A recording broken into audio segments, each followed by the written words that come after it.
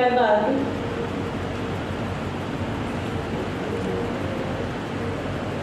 ધર્મપ્રકાશ સ્વામીજી આપણને 5 મિનિટ આશીર્વચન આપશે.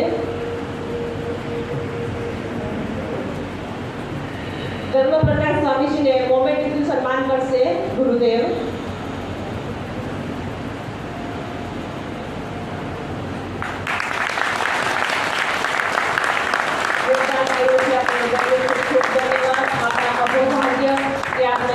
સ્વામીજીના દર્શન પ્રાપ્ત થયા છે. ખૂબ ખૂબ ધન્યવાદ. ત્યારબાદ મહંત લોકેશદાસજી મહારાજને આપણે વિનંતી કરીએ કે તેમની જ્ઞાન ગંગામાં આપણને વહેડાવી દે અને એમના આશીર્વચન આપણે આ સાધકોને આપે. મહંત લોકેશદાસજી મહારાજ.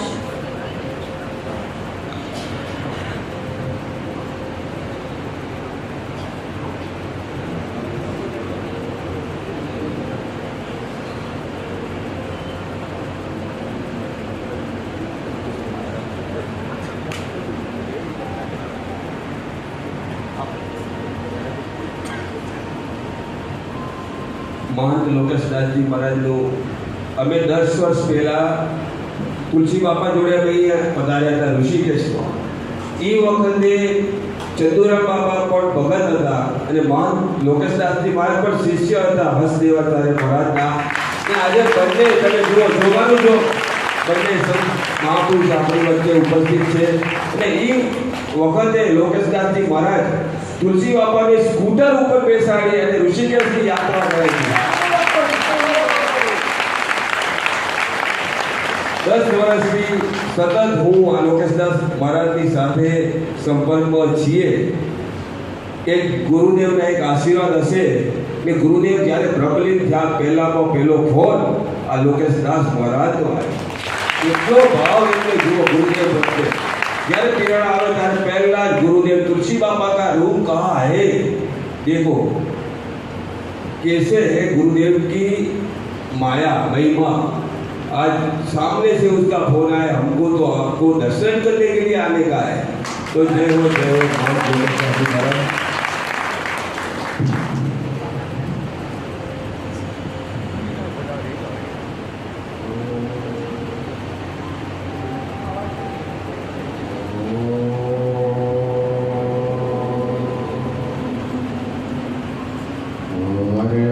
पीडं नटवरवपु कर्णयो कर्णिकारं विप्रवासा कनककपिशं वैजयन्तीं च मालां रन्धाणवेणोरधरसुधया पूरयन् गोपवृन्दैः वृन्दारण्यं स्वपदरमणं प्राविशदगीतकीर्तिः. ओम बंसी विभूषितकरा नवनीरदाभात् पीताम्बरादरुणबिम्बफलादरुष्ठात् पूर्णेन्दुसुन्दरमुखादरविन्दनेत्रात् कृष्णात् परं किमपि तत्त्वमहं न जाने. ओम भक्त भक्ति भगवंत गुरु चतुर्नाम बपुए इनके पद वंदन की नासत विघ्न हरे. अखिल कोटि ब्रह्मांड नायक जगत नियंता जगताधार आनंद कंद सच्चिदानंद करण कारण वाले भगवान श्री राम रघुनंदन मारुति नंदन के चरणों में बार-बार प्रणाम करते हुए मेरे आराध्य मेरे पूज्य गुरुदेव साकेत वासी जगद्गुरु रामानंदाचार्य स्वामी हंस देवाचार्य जी महाराज उनके चरणों में वंदन करते हुए अपनी वाणी को प्रारंभ करूंगा. सर्वप्रथम सभी को जय गुरुदेव. जय गुरुदेव.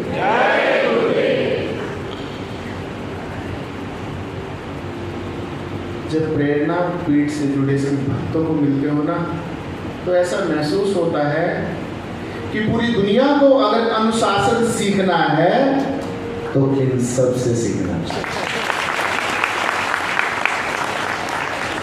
दुनिया में कई देशों में जाने का मौका मिलता है, पूरे भारत में भ्रमण करने का मौका मिलता है, लेकिन जो अनुशासन प्रेरणा पीठ के सभी भक्तों में है वो मैंने कहीं नहीं है.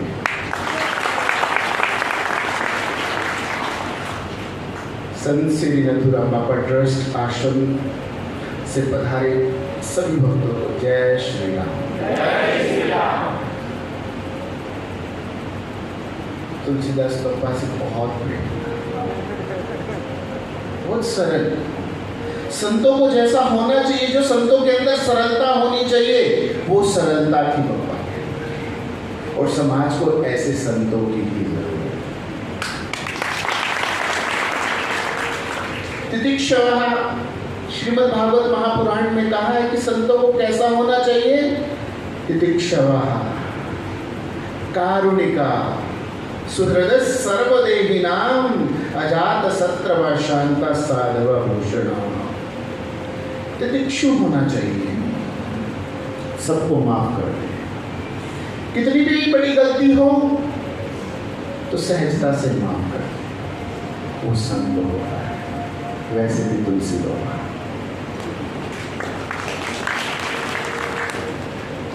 कारुणिका, हृदय करुणा से भरा हो, अपने भक्तों के लिए, अपने पीठ के सभी भक्तों के लिए वो क्या करुणा रखते थे, ऐसा होना चाहिए संतों।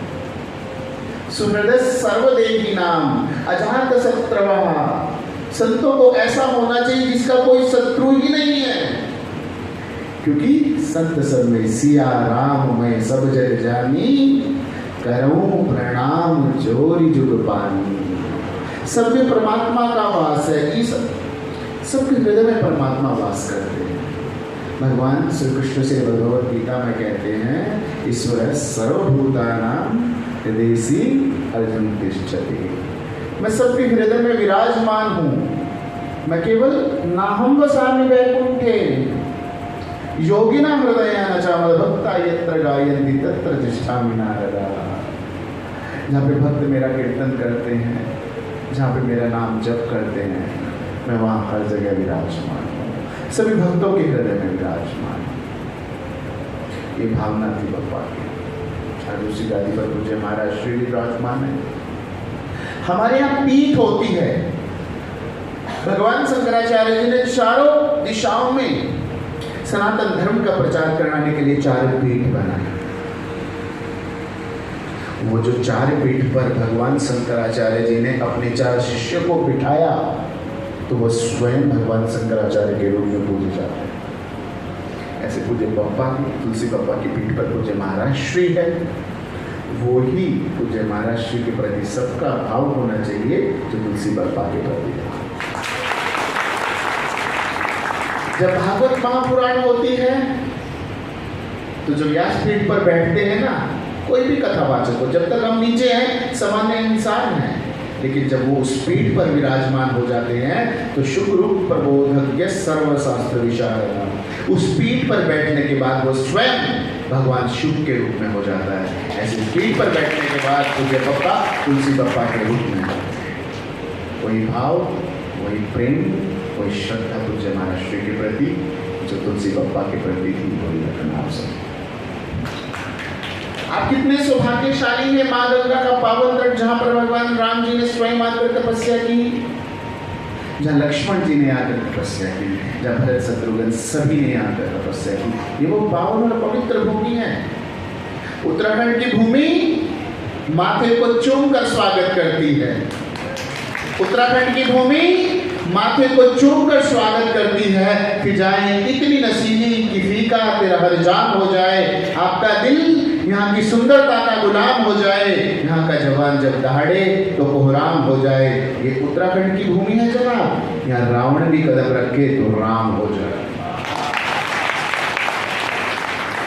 ये वो पावन और पवित्र भूमि है, ये तपस्या की भूमि है, ये तपोभूमि है, ये 4 धाम की भूमि है। जहाँ पंचप्रयाग की भूमि, पंचबद्री की भूमि, पंचकेदार की भूमि, और इस पावन और पवित्र भूमि पर आपको सत्संग करने का सौभाग्य मिला है। सत्संग यानी संतों का संग। सत्संग से जीवन परिवर्तन हो जाता है। सत्संगति महिमा नहीं गोई, वाल्मीकि नारद घट जोनी, निज निज मुख निकही निज होनी। वो वाल्मीकि जी जो नित्य न जाने कितने ब्राह्मणों का वध किया करते थे, लेकिन संतों के साथ संतों का उनके जीवन में आना हुआ और उनका जीवन परिवर्तन हुआ।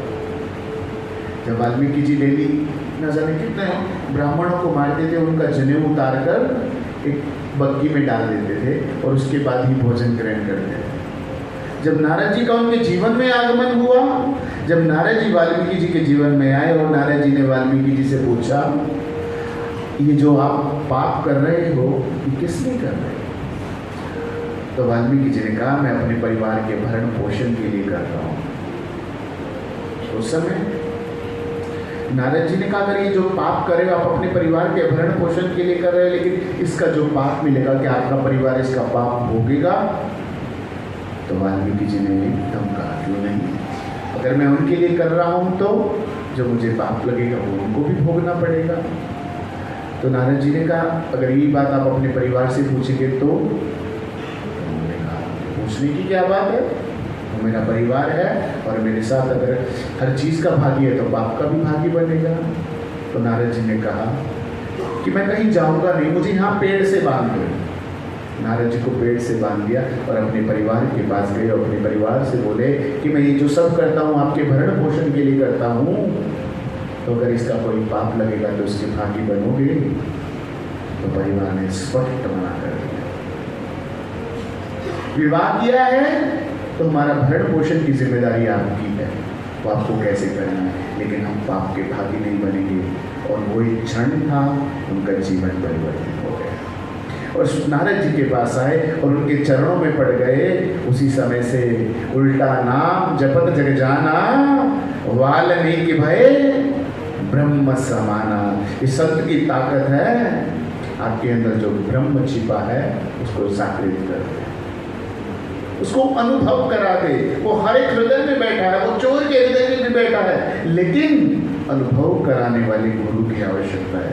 इससे भगवान यहाँ पर वो अनुभव केवल गुरु करा सकता है। जब हनुमान जी, आपने हनुमान चालीसा पढ़ी है, कृपा करहूं गुरुदेव की नाही। अच्छा, गुरुदेव क्यों कहा हनुमान जी?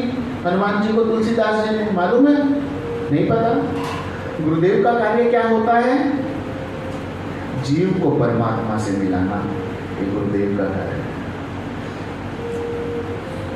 जब चित्रकूट के घाट पर तुलसीदास जी नित्य चंदन घिसते थे, राम जी भी उस घाट पर आए, राम जी को तिलक भी लगाया, लेकिन गोस्वामी तुलसीदास जी राम जी को पहचान नहीं पाए। उस समय हनुमान जी ने कहा था, जो आपके सन्मुख खड़े हैं वो साक्षात भगवान रामचंद्र जी, वो हमारे सन्मुख खड़े थे, लेकिन उनको अनुभव नहीं करा पाए। क्यों? क्योंकि गुरु हमारे साथ नहीं था। तो गुरु ने वो पर्दा हटा दिया और हनुमान जी ने कहा कि वो ही साक्षात हनुमान है। हनुमान जी जैसे गुरु जी की जरूरत है, ऐसे पूज्य महाराज श्री आप सबके समक्ष बैठे, आप सबका जीवन, क्योंकि बहुत सारी संसार में आजकल कलयुग में ऐसी घटनाएं हो रही हैं। एक राजस्थान की घटना है,